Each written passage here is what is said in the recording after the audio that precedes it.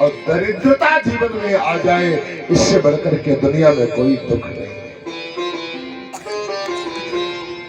दरिद्रता उसे नहीं कहते हैं, गरीबी को दरिद्रता नहीं करते हैं, निर्धनता को दरिद्रता नहीं कहते हैं, विपरीत परिस्थितियों को दरिद्रता नहीं कहते हैं। दरिद्री कौन है?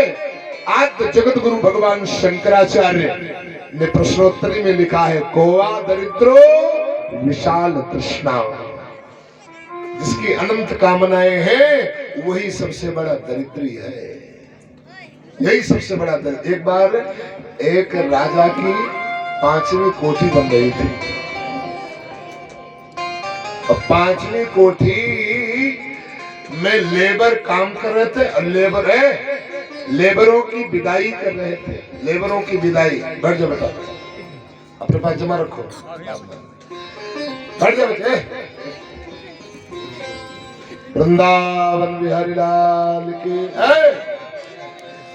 5वीं लेबरों की विदाई कर रहे थे और 5-5 रुपए सब लेबरों के काट रहे थे। हुआ क्या?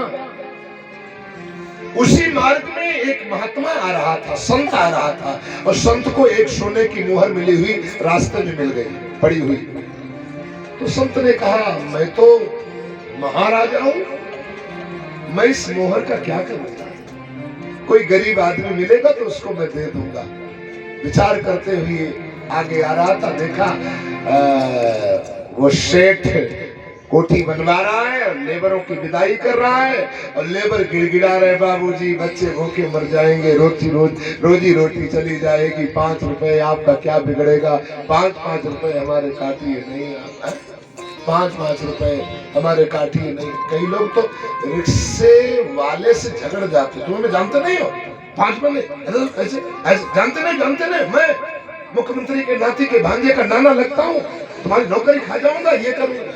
इतना लंबा चौड़ा परिचय दे देंगे, काहे के लिए? केवल 5 रुपए के लिए। और रिक्शे वाले से नौकरी खा मत जाइए, किसी की नौकरी हो सके तो लगवा दीजिए। भागवत जी में आया है, सुदत्ताम प्रदत्ताम्बा ब्रह्मवत्तिम करेचया कष्ट वर्ष शास्त्राणाम विष्टायाम जायते क्रमी। कोई किसी की रोजी रोटी खाता है या किसी को दान देकर के छीन लेता है तो उसको 60,000 वर्ष तक विष्टा माने गंदगी का कीड़ा बनना पड़ता है। इसलिए गलत। राजा नग ने गाय दान की थी और धोखे से गाय वो आगे दूसरे को दिया था तो गिरगिट बनना पड़ा था। इसलिए भूल करके ऐसा अपराध नहीं करना चाहिए। इसलिए भूल करके अपराध नहीं। राजा सभी सेठ वो सभी के 5-5 रुपए काट रहा था। महात्मा ने सोचा कि यही गरीब आदमी मालूम पड़ रहा है, इसको दे दो। सेठ जी आप हमें गरीब मालूम पड़ रहे हैं, ये मोहर ले लो, इसको चेंज करा लो, लेबरों के 5-5 रुपए दे दो। राजा एकदम गुस्सा हो गया, अरे पकड़ कहीं के फकीर कहीं के, तो मुझे गरीब कहने वाला कौन होता? ये मेरी कोठी है। अरे हाँ तभी तो कह रहा हूँ। उसने कहा, अरे बाबा जी ऐसी कोठी एक तिलहर में भी है। अरे अब तो और ही ज्यादा गरीब मालूम पड़ रहे हो। अरे ऐसी कोठी शाहजहांपुर में भी है। बोले अब तो और ही ज्यादा गरीब मालूम। दिल्ली में भी कोठी है, क्या लखनऊ में भी है? ये तो 5वीं कोठी बन रही है। महात्मा ने कहा, तभी तो लग रहे हो सबसे फक्कड़, सबसे गरीब लग रहे हो। तब उस राजा ने सोचा कि कोई रहस्य होगा इस संत की बात में। स्वामी जी क्यों ऐसा क्यों बोल रहे हो? संत ने कहा, राजा साहब 5 कोठियों में रहोगे? बोले नहीं, एक पूरी कोठी में? बोले नहीं, कोठी में एक कमरे में। पूरे कमरे में? बोले नहीं, एक कमरे में, एक कोने में, एक तखत के ऊपर। पूरे तखत के ऊपर? बोले नहीं, वैसे रहने के लिए तो 2 फीट की जमीन पर्याप्त है। महात्मा ही तो खुल करके ऐसी बात बोल सकता है। जाको कछुन चाहिए सोई शान साहब। राजा तो राजा होता है, लेकिन महात्मा तो महाराजा होता है खुल करके। अरे बोले 2 फीट की जमीन तुमको रहने के लिए चाहिए, परमात्मा ने 5 कोठियां तुमको दी हैं और फिर भी बेचारे गरीब लेबरों के 5-5 रुपए काट रहे हो। शर्म नहीं आ रही है? राजा की आंखों से आंसू गिरने लगे, दौड़ करके चरणों पर गिर पड़ा, बोले सरकार आपने तो मेरे अंदर के चक्षुओं को खोल दिया, आज जगा दिया। वास्तविक तुम न मिले होते तो ऐसी सोच ऐसा विचार हमारे अंदर कहां आ पाता। क्यों आ गया? संत मिलन सम सुख जग, संत मिलन सम सुख जग नाई, सम दुख जग माही, सम सुख जग नाई। संत मिलन सम सुख जग नाई, संत मिलन सम सुख जग नाई, नहीं दरिद्र सम दुख जग माही, नहीं दरिद्र सम दुख जग माही। सुदामा जी को कई लोग गरीब बताते हैं, वास्तव सुदामा जी गरीब नहीं है। सुदामा जी को भागवत जी में सबसे श्रेष्ठ ब्राह्मण कहा गया है, उत्तम ब्राह्मण कहा गया है। ब्राह्मणो ब्रह्म वित्त महा, वित्त माने धन, वित्त मंत्री हमारे यहाँ कौन है? कन्ना जी, वित्त मंत्री, वित्त माने पैसा। और भागवत में सुदामा जी को लाया वित्तमो ब्राह्मणो वित्त, वित्त महा कृष्ण से आशीष सखा कश्यप ब्राह्मणो ब्रह्म वित्तमा, ब्रह्म वित्तमा सबसे धनवान ब्राह्मण। क्योंकि ब्राह्मण का सबसे बड़ा धन क्या है? कुछ लोग कहते हैं कि औरन को धन चाहिए बाबरी, और बाभन को धन केवल भिक्षा। हमने कहा बावन को धन भिक्षा नहीं, भिक्षा तो भिखारी का धन होता है, ब्राह्मण का धन भिक्षा नहीं, ब्राह्मण का धन तो शिक्षा होता है, ज्ञान होता है, भक्ति होती है। धनवान क्षत्रिय श्रेष्ठ माना जाता है, श्री बलवान क्षत्रिय श्रेष्ठ माना जाता है, धनवान वैश्य श्रेष्ठ माना जाता है, और आयु सेवावान चतुर्थ वर्ण श्रेष्ठ माना जाता है। केवल नाम ले लीजिए, लेकिन वो वाला नाम मत लेना, जेल भी हो सकती है। चतुर्थ वाले गलत है। कर्म कोई बुरा नहीं होता है भैया। सदन तो कसाई था, लेकिन भगवान का कितना बड़ा भगत हुआ। रविदास तो चर्मकार था, लेकिन कितना बड़ा कठौतिया में गंगा को प्रगटा दिया। आप किस जाति में हैं उसका महत्व नहीं है, लेकिन जाति में जन्म लेकर के कर क्या रहे हैं। लखनऊ में एक राजा जी पुरम में है, वाजपेयी जी की दुकान है जूता चप्पल की, मोटा मोटा लिखा वाजपेयी शू सेंटर, 20 विश्वक वाजपेयी, लेकिन काम क्या है? Shoe centre. सबको जूता झाड़ झाड़ पोंछ पोंछ करके पहनाने का काम कर रहे हैं। ऊंचो कुल को जन्मिया करनी ऊंचन हो, और सुवर्ण कलश सुरा भरा साधु निंदा सोए। आप एक तरफ सोने का कलश रख लो और एक तरफ मिट्टी का कलश रख लो। मिट्टी के कलश में जल भरा हुआ हो, सोने के कलश में शराब भरी हुई हो, बोले सोने के कलश की पूजा होगी या मिट्टी के कलश की पूजा होगी? मिट्टी के कलश की पूजा होगी। ऐसे ही जाति का कोई बहुत बड़ा, हम साधु लोगों में तो बिल्कुल ही नहीं होता है।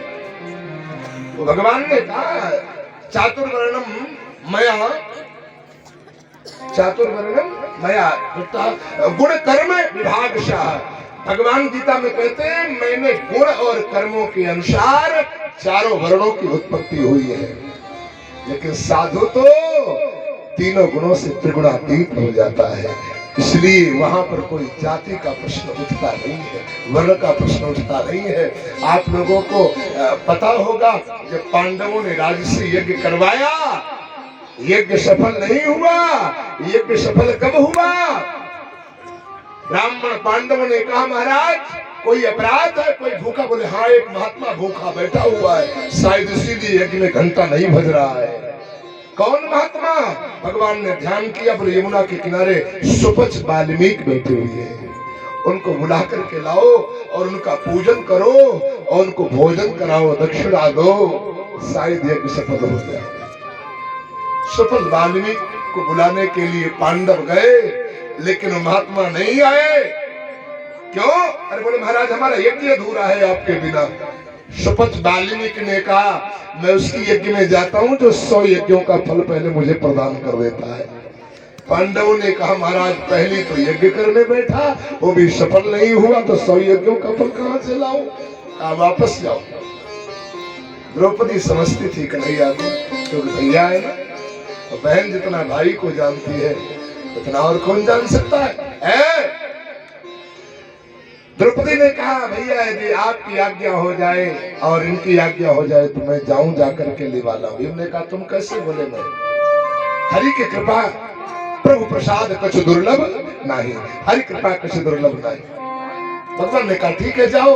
श्रद्धा भक्ति से हाथ जोड़ करके गई। द्रौपदी ने स्वामी जी को प्रणाम किया, स्वामी चलिए हमारे यज्ञ में, आपके बिना अधूरा है।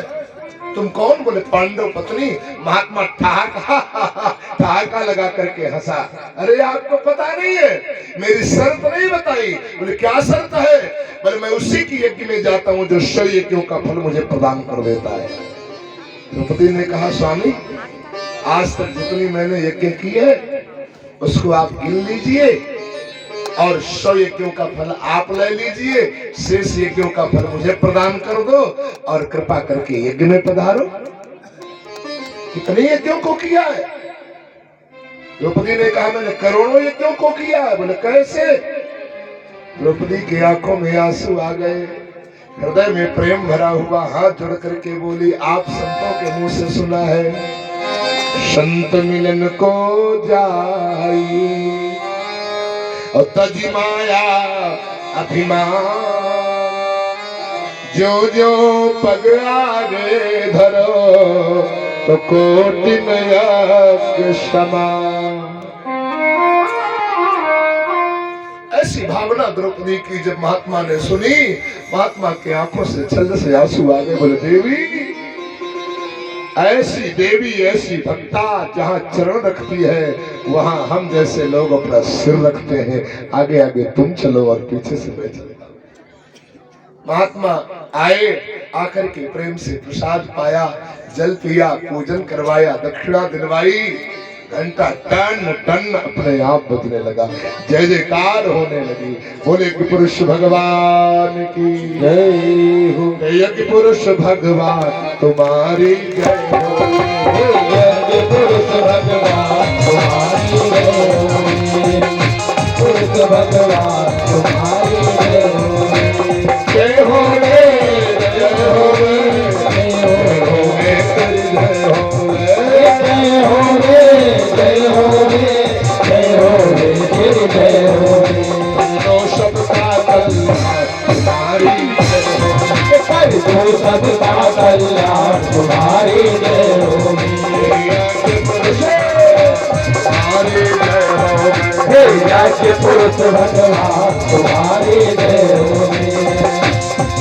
वैदिक मंडल विद्वान तुम्हारी जय हो, मंडल विद्वान तुम्हारी जय हो, संत पुरुष भगवान तुम्हारी जय हो, ये संत पुरुष भगवान तुम्हारी जय हो, यज्ञ पुरुष भगवान तुम्हारी जय हो, यज्ञ पुरुष भगवान तुम्हारी जय हो, दो सबका कल्याण तुम्हारी जय हो, दो सबका कल्याण तुम्हारी जय हो, जय हो रे जय हो रे जय हो रे जय हो रे, जय हो रे तेरी जय हो रे जय हो रे तेरी जय हो रे, यज्ञ पुरुष भगवान यज्ञ पुरुष भगवान तुम्हारी जय हो रे, सरस्वतागण श्रीमान तुम्हारी जय हो, सरस्वतागण श्रीमान तुम्हारी जय हो रे, सरस्वतागण श्रीमान तुम्हारी जय हो, सरस्वतागण श्रीमान तुम्हारी जय हो, बने हुए जजमान तुम्हारी जय हो, सब बने हुए मेहमान तुम्हारी जय हो,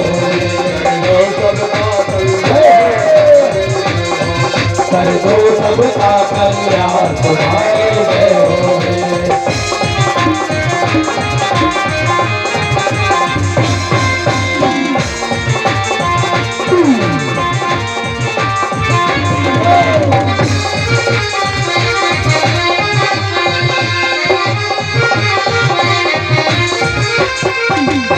धन होवे भगवान तुम्हारी जय हो। धन होवे भगवान तुम्हारी जय होवे। धन होवे भगवान तुम्हारी जय हो।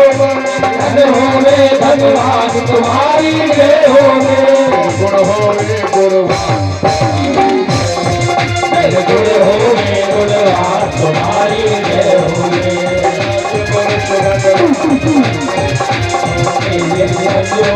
भगवान तुम्हारी जय होवे।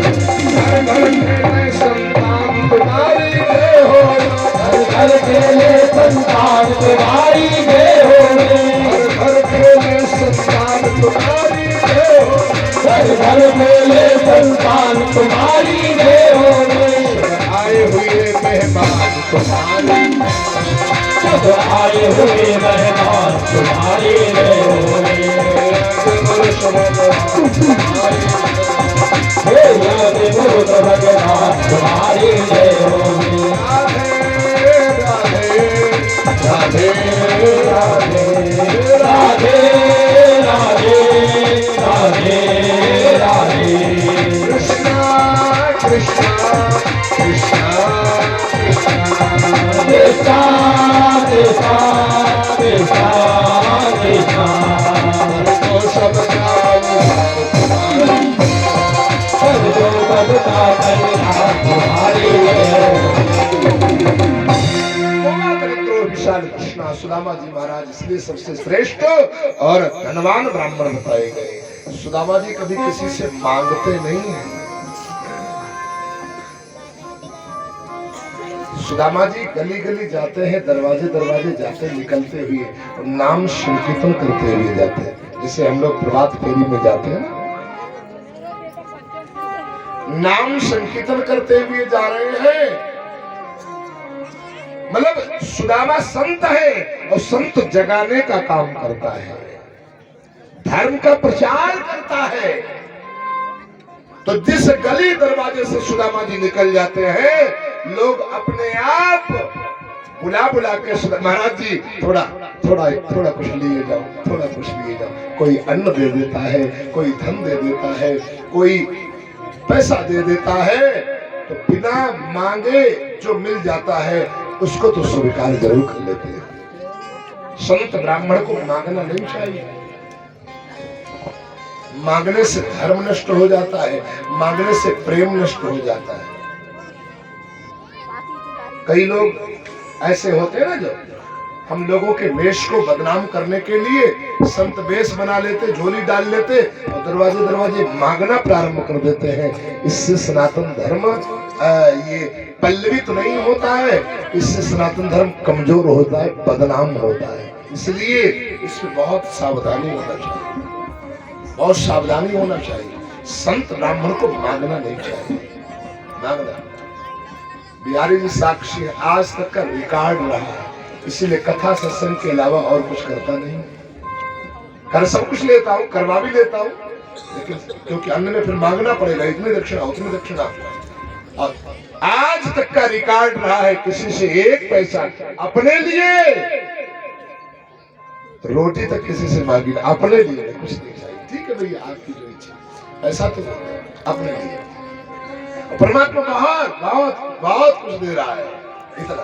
और हर प्रदेश में, अपने प्रदेश में तो है ही, हरियाणा, राजस्थान, झारखंड, बिहार, पंजाब, मध्य प्रदेश, बिहार, इनमें इन प्रदेशों में भी साल में एक एक बार जाने का अवसर प्राप्त होता है। ये बिहारी जी की कृपा से मांगना, ये बिहारी जी का। और इतना मिलता है। आश्रम में व्यवस्था बिहारी जी, अपने मंदिर की व्यवस्था बिहारी जी अपने आप करवा दी। क्या करना है, आप थोड़ा धैर्य रख करके तो देखें। आपको कई लोग आश्रम में है, बाबूजी आए, इनका नंबर लो, जरा नंबर लो, फिर बाबूजी और बताओ, इनसे 10-20 रुपया मिल जाएगा क्या? आपको भरोसा इन पर नहीं है ना, इन पर भरोसा नहीं है। आप इंसान के पीछे मत पड़ो, आप संत है तो भगवान के पीछे पड़ जाओ। लगन से डट के मेहनत करके 5-6 घंटा भजन करिए, दुनिया आपके चरणों में झुक जाएगी और आप जो कह जाएंगे वो हो जाएगा, पक्का हो जाएगा। मैंने अभी बताया था ना, दुनिया आपके बस में है। कैसे? ऐसे तो गोविंद के बस में है, और गोविंद किसके बस में है? गोविंद नाम के बस में है, और नाम किसके बस में है? नाम आपके बस में है। अपने बस कर राखे रामो सुमिर पवन सुख। हम लोग भजन करना नहीं चाहते, महात्मा वेश बना करके उल्टा सीधा खान पान और दुनिया की चर्चाएं खर्चाएं नाना प्रकार की, इधर जिनका कोई मतलब नहीं है, जिनका कोई अस्तित्व नहीं है, जिसकी कोई आवश्यकता जीवन में नहीं है, निंदा बुराई चुगली, एकदम मौन हो जाए। एकदम जब बोलो तब नाम बोलो, जब बोलो तो नाम बोलो। और एक बात और सूत्र आपको बताओ, सब लोग कान खोलो, यदि आप सुखी होना चाहते हो, मैंने अनुभव किया है इस बात का, दुनिया की बड़ी बड़ी ज्यादा सी बातें हो लेकिन उनका कम बातों में निपटा लो। भगवान की छोटी बात हो उसको विस्तार पूर्वक करने का प्रयास करो। भगवान की चर्चा कथा है और संसार की चर्चा व्यथा है। व्यथा को कम में निपटाओ और कथा को विस्तार पूर्वक निपटाओ। इसीलिए तो आप अपने आप, सुदामा जी किसी से मांगते नहीं है, जाते हैं दरवाजे, बुला बुला करके लोग दे देते हैं, उसको स्वीकार कर लेते हैं, उसको स्वीकार कर लेते हैं। और दैनिक सत्संग होता है हर घर में। सुदामा जी महाराज के जीवन में भोजन रोज नहीं होता है लेकिन भजन रोज होता है, बैठ करके बच्चों के साथ, पत्नी के साथ। बच्चे भी है, 15-15 दिन एकादशी निकल जाती थी, भोजन नहीं बनता था। बच्चे, माँ भूख लगी है, भोजन बनाओ। बेटा आज एकादशी है, अच्छा जल पी करके, आज निर्जला एकादशी, जल भी नहीं पिया जाएगा। दूसरे दिन बच्चे उठते, माँ भूख लगी, भोजन बनाओ। बेटा आज एकादशी है। बच्चे कहते माँ तेरी एकादशी बहुत जल्दी आ जाती, कल भी एकादशी है।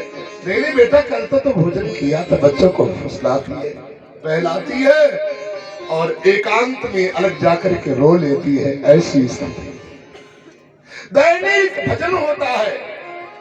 हमारे आपके भी जीवन में चाहिए, पहले भजन होना चाहिए थोड़ी देर, और भजन के बाद में फिर भोजन होना चाहिए। जो भजन करने के बाद में भोजन करता है वो भोजन नहीं, वो भोजन उसके लिए प्रसाद बन जाता है।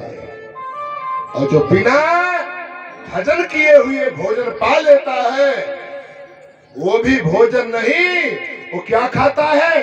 गीता में भगवान कृष्ण ने कहा, भुंजते ते तुघम पापा ये पचन्ते आत्म कारणा यज्ञ शिष्टा सना संतो मुच्यते सर्व किलबिषात् भुंजते ते तुघम पापा ये पचन्ते आत्म कारणा। जो बिना भजन के भोजन करता है वो पाप ही खाता है अपना विनाश करने के लिए, और वो भोजन नहीं होता है। हरिश्रम हरिश्रम, थोड़ी देर बैठ करके। हम तो कहते हैं परिवार में जितने सदस्य हो ना, 2 काम एक साथ में होना चाहिए, रोज होना चाहिए। परिवार में भजन एक साथ में होना चाहिए और रोज होना चाहिए, और भोजन एक साथ में होना चाहिए और रोज होना चाहिए। आजकल तो हम 2 हमारे 2 और जो बचे 2 उनके गोली मार दो, कोई मतलब ही नहीं। अरे राम राम धन्य है, राम राम धन्य है।